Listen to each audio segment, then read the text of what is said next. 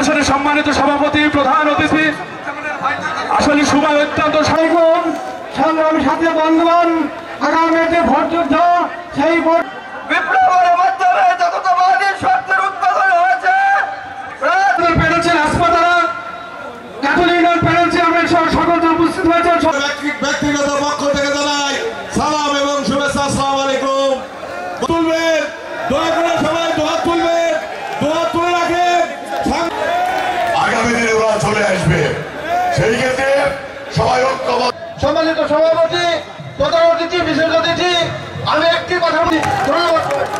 বক্তব্য দেওয়ার আগে যারা আসছে ওদের অ্যাড্রেস করেন, যারা আসছে ওদের আগে সকল সন্ত্রাসকে নির্মূল করে সেখান নিবাসীর জীবনে শান্তি শৃঙ্খলা।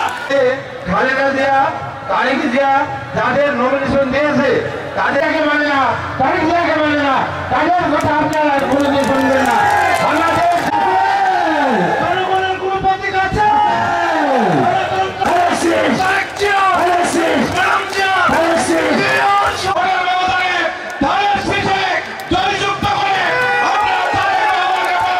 এ পর্যায়ে কথা বলবেন আজকের অনুষ্ঠানের অন্যতম বিশেষ অতিথি, যুগ্ম আহ্বায়ক বড় ভাই মেহবুব শাকিব আলী সাবেক ভিপি।